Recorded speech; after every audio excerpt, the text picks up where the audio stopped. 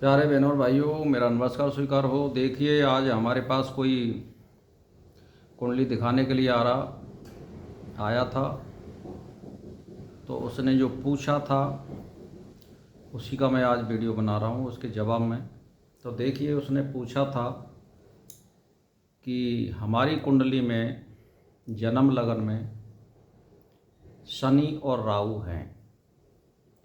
चाहे वो लगन कोई सा हो, चाहे तुला लगन हो, चाहे कन्या लगन हो, चाहे सिंह लगन हो, चाहे करक हो, यानी 12 लगनों में से कोई भी लगन हो, यदि लगन में शनि और राहु हैं तो ये समझिए कि बाहरी क्रियाओं का आप पर आवेश होगा, आत्माओं का दबाव बनेगा, क्योंकि बुद्धि से संबंधित लगन है जो मस्तिष्क का प्रतिनिधित्व करती है। तो आपकी बुद्धि पर बाहरी क्रियाओं का मतलब है 5 तत्वों का, पृथ्वी, अग्नि, जल, वायु, आकाश। उसको आप भूत और प्रेत और पिशाच भी कह सकते हो। इस तरह का उस पर आवेश कभी भी आ सकता है। मान के चलिए वो सप्तम भाव में शनि आ जाता है और फिर वहाँ पर राहु आ जाता है, या लगन में राहु आ जाता है, तो उसका समय आ जाता है, तो फिर वो संचार कर सकते हैं। जन्म लगन में जब आपके इस प्रकार से होते हैं, दौरा भी बन सकता है और कैंसर रोग भी उसके बन सकता है, और आवेश तो आता ही आता है। तो कहने का मेरा मतलब ये है कि शनि और राहु लगन में हुआ तो आप सावधान रहिए, खाने पर ध्यान दीजिए। कभी भी ऐसा लगातार कोई खाना ना खाएं जो आपके लिए अपच पैदा करता हो, गैस बनाता हो।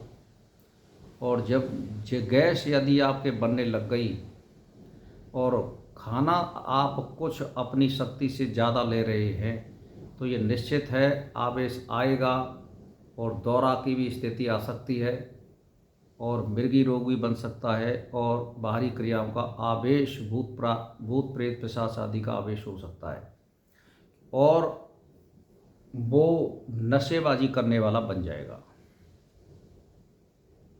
और व्यसनों में पड़ जाएगा। इसीलिए उसको बहुत सावधान की ज़रूरत है। अपने को साध है, अपने को ईश्वर में विश्वास करें, नेम टेम में अपने को बांध लें, अष्टांग योग का पालन करें, और पेट सफाई के लिए आप हर बेड़ा, आंवला और हरी शनाय या त्रिफला का चूर्ण आप लेते रहें, तो इनसे आप बच सकते हो। यही उपाय है। सुबह शाम आप गरिष्ठ भोजन मत करिए, हल्का भोजन करिए, और गायत्री या महामृत्युंजय मंत्र का आलंबन करिए 12 मास। तो इन बीमारियों के, इन आवेशों से आप बच सकते हैं। मैंने बता दिया, यदि आवेश आएगा भारी क्रियान का, उसके लिए गायत्री मंत्र है, महामृत्युंजय मंत्र है। और यदि आपके गैस बनने की संभावना है तो आपके लिए दौरा या मृगी का रोग भी बन सकता है, उसके लिए पेट सफाई का ध्यान दें। तो इसीलिए यदि लगन में शनि और राहु हैं तो ये बात आती है, और वर्तमान जो शरीर होता है वो नशेबाजी की ओर आदि होता है इन ग्रहों से, इसीलिए आप नशेबाजी से भी बचें।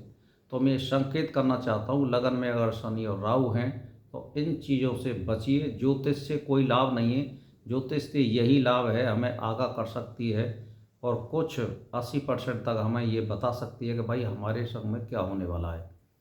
पूर्ण रूप से तो परमात्मा करता है और वही उसी को पता रहती है, लेकिन ऋषि मुनि ने जो आंकड़े दिए हैं ज्योतिष में, वो 80% यदि आपकी जन्म तिथि और समय सही है और स्थान सही है तो वो सटीक बैठता है। तो मैं बता रहा हूँ आपसे, यदि आपकी लगन में शनि और राहु बैठे हैं तो आपके साथ में ये होगा।